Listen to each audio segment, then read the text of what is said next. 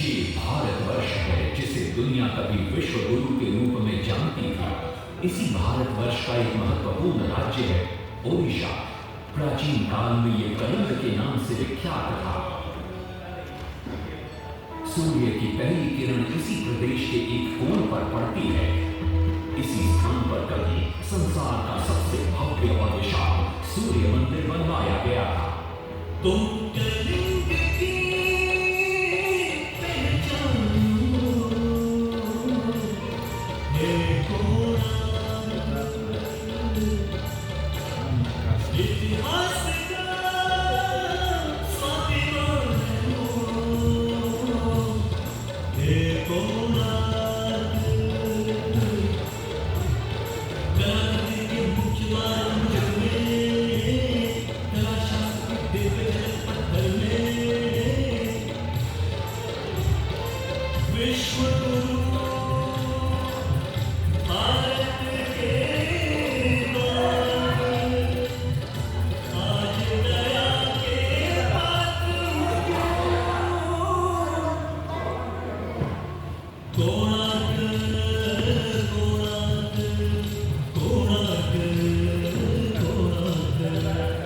सैकड़ों साल पहले की बात है। पुरातात्विक दस्तावेज के तौर पर संग्रहित पुस्तक मादरा पांजी और बाया चकड़ा में उल्लेख है कि 13वीं सदी में गंग वंश के राजा लांगुला नरसिंहदेव ने इस सूर्य मंदिर का निर्माण करवाया था। नरसिंहदेव युद्ध में बड़े कुलीन और शक्तिशाली थे और मात्र 18 साल की उम्र में वे अपने पिता राजा अनंग भीमदेव की विशाल सेना के प्रधान सेनापति नियुक्त कर दिए गए थे।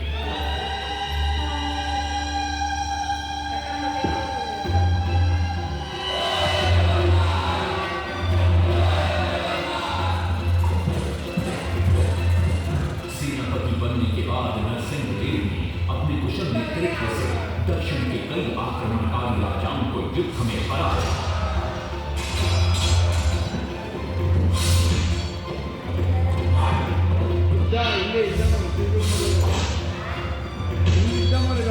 और उनके राजकोष पर कब्जा कर लिया।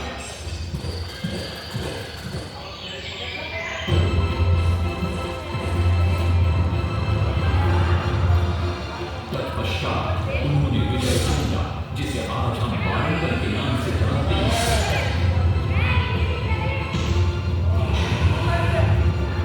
कि काकतीय वंश के राजा गणपति को परास्त किया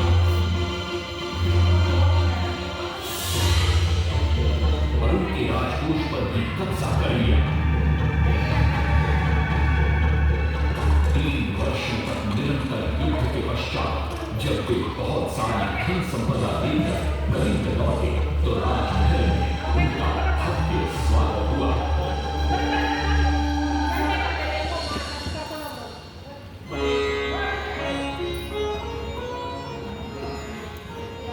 राजमाता कस्तूरी देवी पुत्र नरसिंहदेव की वीरता से बहुत प्रसन्न हुई और पुत्र के सामने अपने मन की इच्छा प्रकट की। कहा, तुम्हारे पिता ने शंकर क्षेत्र पुरी में भगवान जगन्नाथ का भव्य मंदिर बनवाया है। मैं चाहती हूँ कि तुम पद्म क्षेत्र कोणार्क में उससे भी भव्य और विशाल सूर्य मंदिर बनवाओ। किंतु नरसिंहदेव माता से प्रतिप्रश्न करते हैं, सूर्य मंदिर ही क्यों, और वो भी कोणार्क में? तब राजमाता कस्तूरी देवी बतलाती हैं, द्वापर युग में भगवान श्री कृष्ण के पुत्र सांब बड़े ही सुंदर और सुकुमार थे। वो नारद मुनि को चिढ़ाया करते थे। एक दिन नारद मुनि ने सांब को सबक सिखाने की योजना बनाई और उन्होंने सांब की सुंदरता की प्रशंसा कर उन्हें गोपियों के साथ जल क्रीड़ा करने को उकसाया। वहीं दूसरी तरफ भगवान श्री कृष्ण को जाकर कह दिया कि सांब अपनी मां समान गोपियों के साथ जल क्रीड़ा कर रहा है। श्री कृष्ण इस बात से बहुत क्रोधित हो जाते हैं और वे सांब को श्राप दे देते हैं, जिस सुंदरता का तुम्हें अभिमान है वो तत्क्षण नष्ट हो जा। सांब को घोर हो जाता जब सांब राजमहल लौटते हैं और मां चांद देवी को ये पता चलता है कि पिता श्री कृष्ण के श्राप की वजह से सांब की ये अवस्था हुई, तो सारी रानियां क्रोधित हो जाती। नारद जी को बुलाया जाता है। वे रोग मुक्ति का उपाय बतलाते हैं। वे कहते हैं, सूर्य की पहली किरण ऊर्ध्व देश के एक कोण पर पड़ती है जिसका नाम कोणार्क है। शाम को वहीं जाकर सूर्य की आराधना करनी होगी।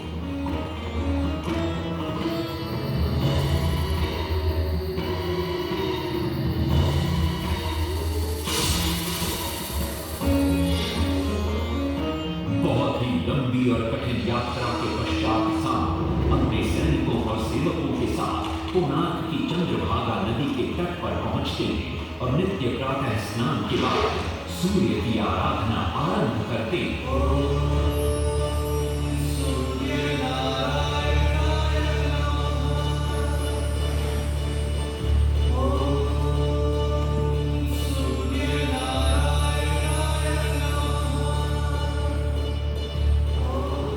अन्न जल त्याग कर 12 साल की कठिन तपस्या के बाद सूर्य देव प्रसन्न होकर प्रकट होते और शाम को रोग मुक्त होने का वरदान देते।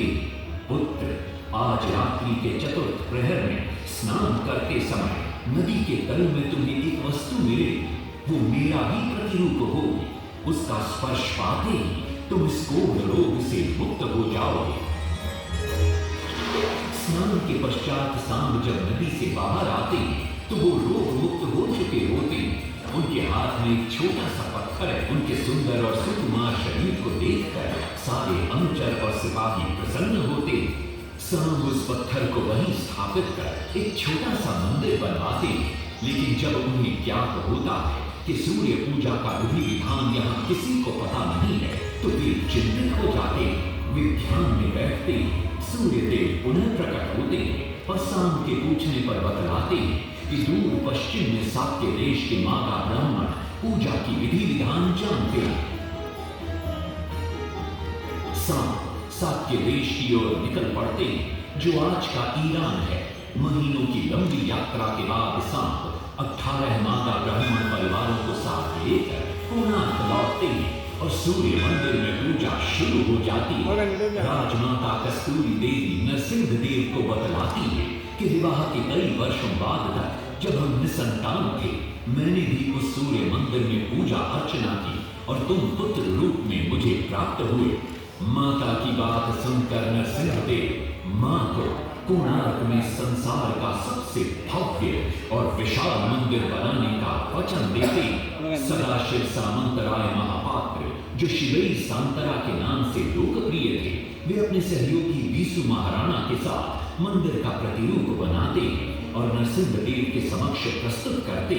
नरसिंह देव मंदिर का प्रतिरूप देखकर अभिभूत हो जाते और शीघ्र मंदिर निर्माण कार्य आरंभ करने का आदेश देते। दूर से बड़े-बड़े पत्थर लाए गए, जितने पत्थर डाले गए सारे टूट गए। पानी को डाला, उसमें डाले गए, नहीं पता डाला, सारे टूट गए। सिर्फ शांत रात हुए परेशान, किसी विधि मंदिर बने।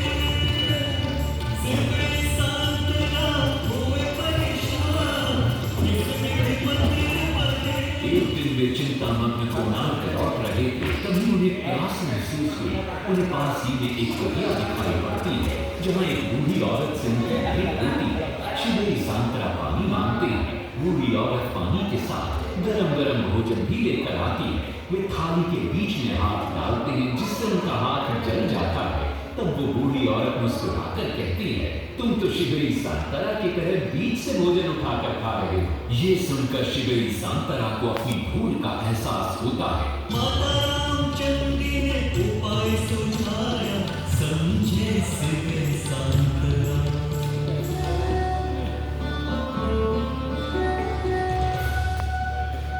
तत्पश्चात वो किनारे से पत्थर डलवाना शुरू करते हैं और मंदिर निर्माण का कार्य तेजी से आगे बढ़ने लगता है।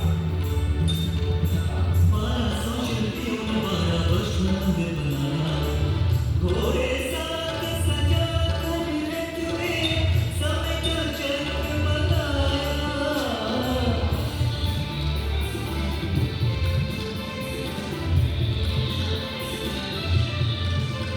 दूसरी तरफ कलिंग के उत्तर के राज्यों के नवाबों के बार बार राज्य पर आक्रमण हो रहे थे। इन आक्रमणों से क्रोधित होकर नरसिंहदेव अपनी विशाल सेना को लेकर युद्ध के लिए निकल पड़े।